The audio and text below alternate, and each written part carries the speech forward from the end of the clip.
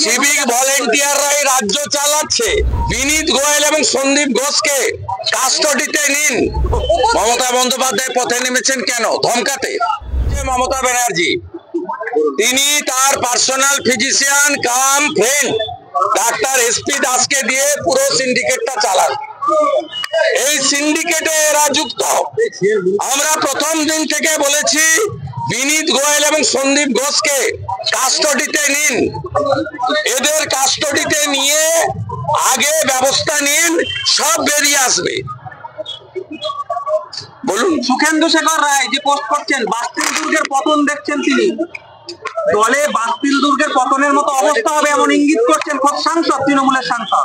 অনেক senior leader, পরীক্ষিত নেতা, শিক্ষিত নেতা এবং বিবেক বুদ্ধি আছে বলেই তিনি প্রথম দিন থেকে এই ঘটনায় প্রতিবাদের রাস্তায় আছেন। আমি তাকে শ্রদ্ধা জানাই। শুভেন্দুদা, মমতা বন্দ্যোপাধ্যায় পথে নেমেছেন আর পরেশ পাল ইলিশ উৎসব করছে। মমতা বন্দ্যোপাধ্যায় পথে নেমেছেন কেন? ধমকাতে। মমতা বন্দ্যোপাধ্যায়ের অনুমতি নিয়েই পরেশ পাল ফিরাদ হাকিম আর শক্তি পান্ডেদের নিয়ে ওখানে ইলিশ মাছ খাচ্ছে। এদের মধ্যে কোনো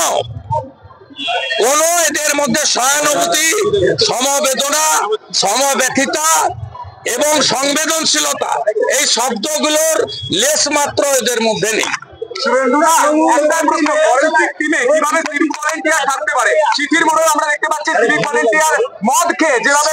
সিভিক ভলেন্টিয়াররাই রাজ্য চালাচ্ছে।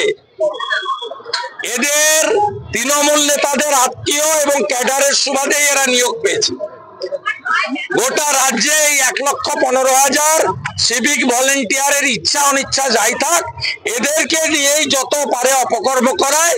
সেই জন্য এদের স্থায়ীকরণ করেনি, 6 মাস অন্তর রিনিউয়াল হাতে রেখেছে এবং এদের অনেকেই সব গুন্ডামি করে আর অনেকে বাধ্য হয়ে করে নিজের চাকরি বাঁচানোর জন্য। নাগরিক সমাজ, মহিলারা রাস্তায়, ওটা বিধানসভায় জানবেন। কালকে দেখা হবে বিধানসভা, কালকে বিধানসভাতে দেখা হবে। মমতা ব্যানার্জি কাল আর পরশু কি ভাষায় উত্তর দিতে হয় কাল বুঝিয়ে দেবো আমরা দুদিন।